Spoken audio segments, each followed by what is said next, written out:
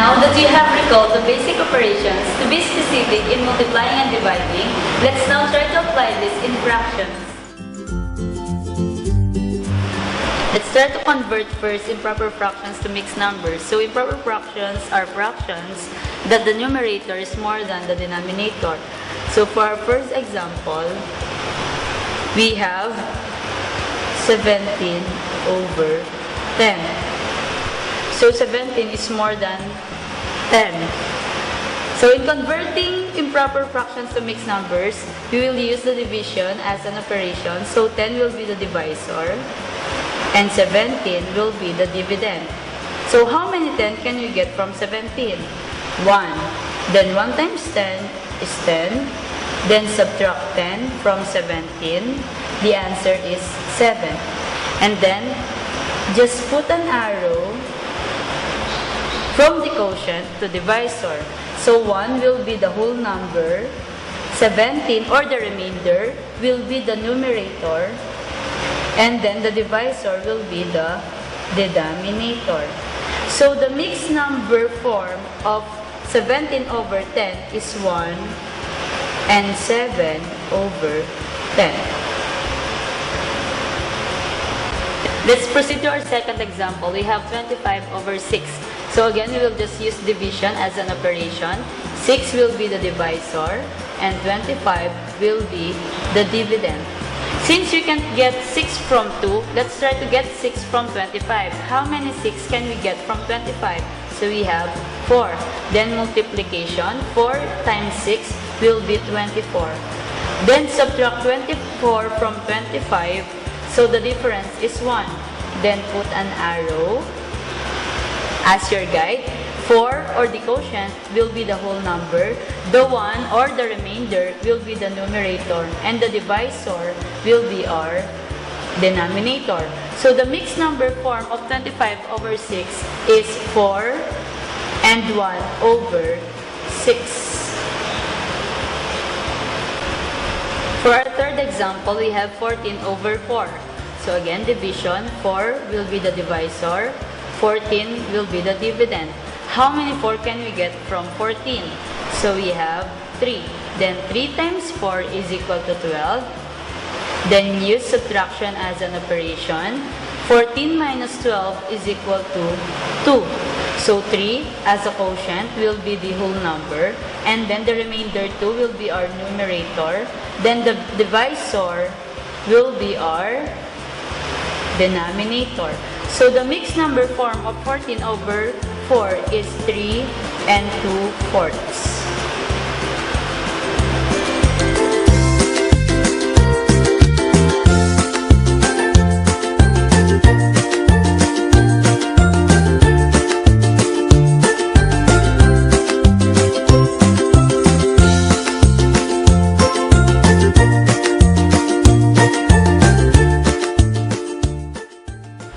Let's now proceed in converting mixed numbers to improper fractions. So our first example is 2 and 1/3.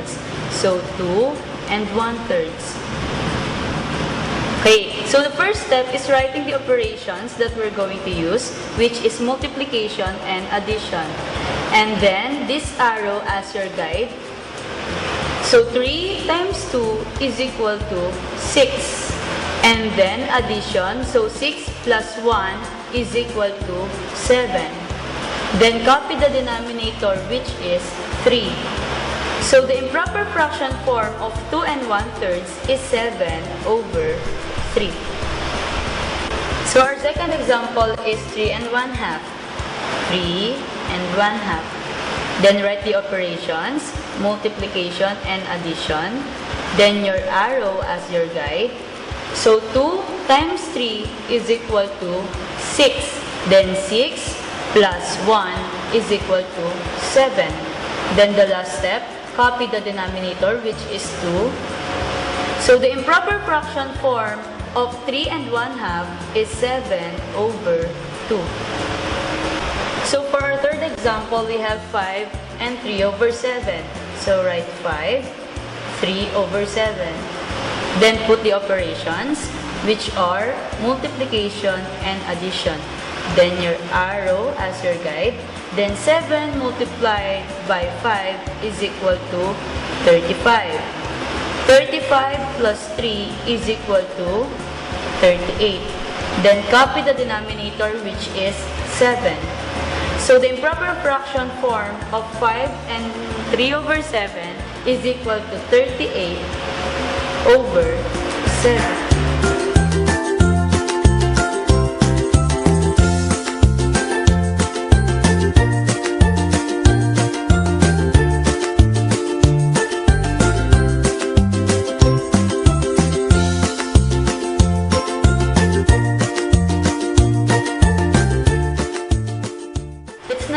The addition of fractions. Our first given is 4 over 10 plus 2 over 10.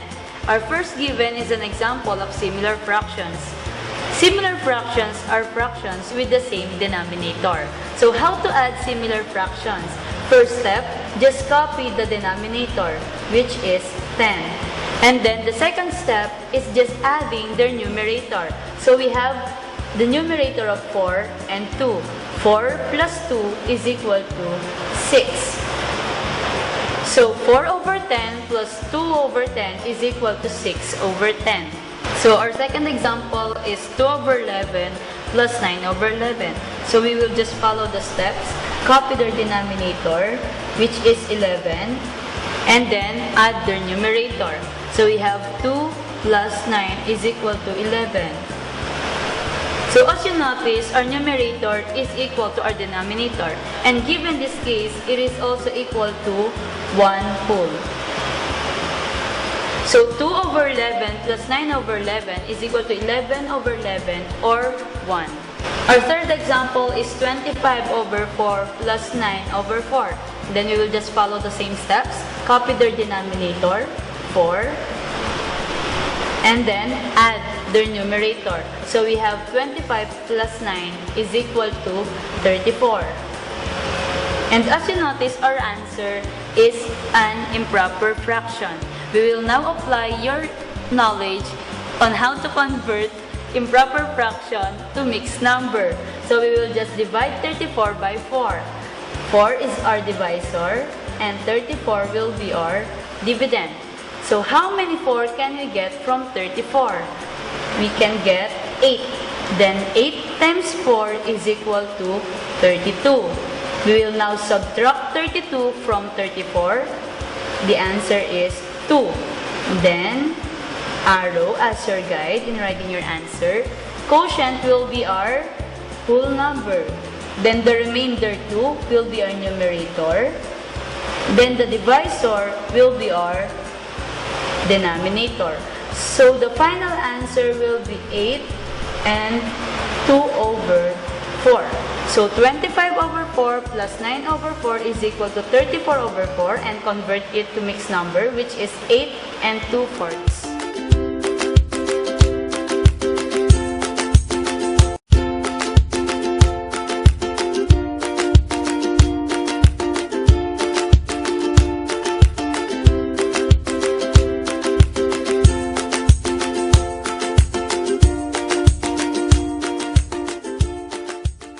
Now have the subtraction of fractions. So our first given is 9 over 12 minus 3 over 12.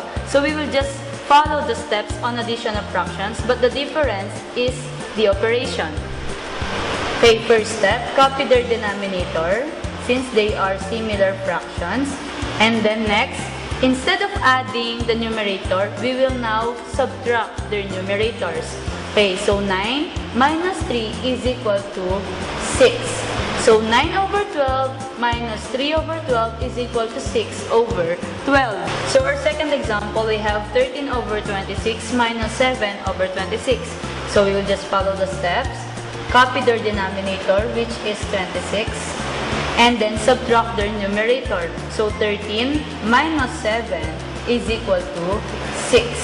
So 13 over 26 minus 7 over 26 is equal to 6 over 26.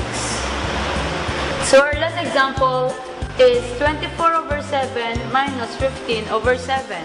So again, copy their denominator, which is 7, and then subtract their numerator. 24 minus 15 is equal to 9. So our answer is an improper fraction. We need to convert it to mixed number. So division, 7 is the divisor, 9 is our dividend. How many 7 can we get from 9? 1. Then 1 times 7 is equal to 7. So subtract 7 from 9. The difference is 2. Then put an arrow as your guide. Quotient or the 1 is our whole number. The remainder will be our numerator and the divisor will be our denominator. So 9 over 7 or 1 and 2 over 7. So 24 over 7 minus 15 over 7 is equal to 9 over 7 or 1 and 2 over 7.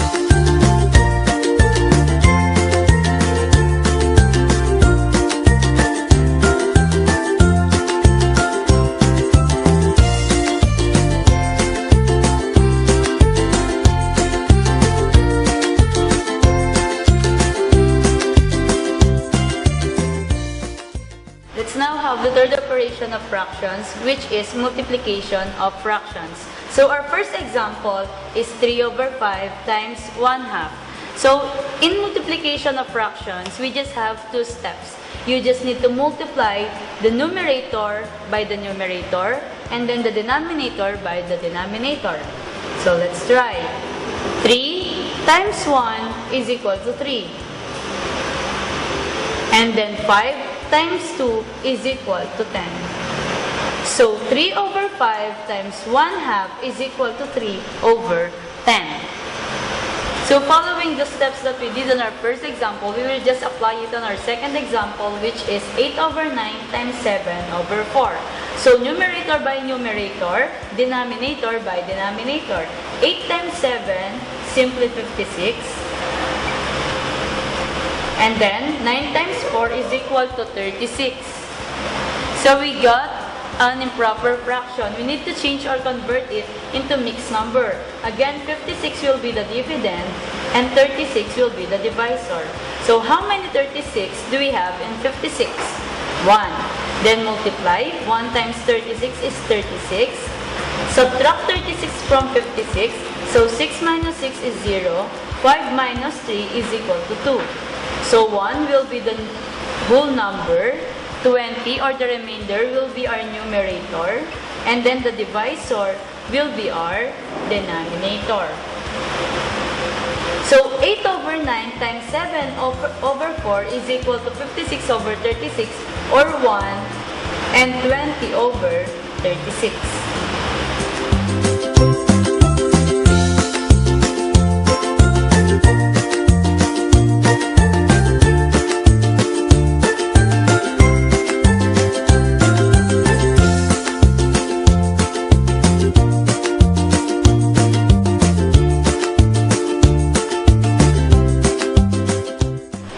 Now proceed to the last operation of fractions, which is division of fractions.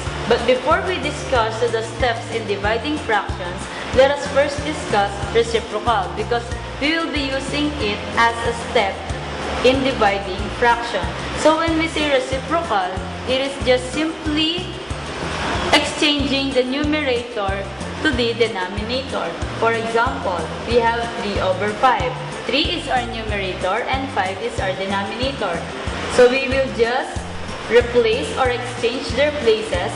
3 as the numerator will become denominator and then 5 as our denominator will become the numerator. So when we reciprocate 3 over 5, it is equal to 5 over 3. Let's now try to get the reciprocal of 10 over 13. So 10, our numerator, will become the denominator and 13 as our denominator will become the numerator. So when we reciprocate 10 over 13, it is equal to 13 over 10. Last one, we have 9 over 7. When we reciprocate 9 over 7, 9 as the numerator, it will become the denominator. Then 7 as the denominator will become our numerator. So when we reciprocate 9 over 7, it will become 7 over 9. Now have the first example in division of fraction. We have 1 over 7 divided by 3 over 5. So in dividing fractions, the first step is getting the reciprocal of our divisor. So 3 over 5. When we reciprocate it, it will become 5 over 3. The next step is changing the operation from division, it will become multiplication. And then just copy the dividend. Now, let's apply the steps in multiplying fractions. So numerator times numerator, or 1 times 5 is equal to 5. Then denominator by denominator, or 7 times 3 is equal to 21. So 1 over 7 divided by 3 over 5 is equal to 5 over 21. Let's now have the last example in division of fraction. We have 12 over 15 divided by 2/3. So first step, we need to get the reciprocal of 2/3. So 3 as the denominator will be our numerator. Then 2 as the numerator will become the denominator. The next step, change the operation. From division, it will become multiplication. Then next, copy the dividend, 12 over 15. So applying the rules or steps in multiplying fractions, 12 times 3, or numerator times numerator, 36. Then denominator times denominator, 15 times 2 is equal to 30. Since we got an answer of improper fraction, we need to change or convert it to mixed number. So 30 as the divisor and 36 as our dividend. How many 30 do we have in 36? 1. Then 1 times 30 is equal to 30. Subtract 30 from 36. So 6 minus 0 is 6. Then 3 minus 3 is simply 0. So 1, or the answer, will be our whole number. 6, or the remainder, will be our numerator. And then the divisor will be our denominator. So 12 over 15 divided by 2/3 is equal to 36 over 30, or 1 and 6 over 30.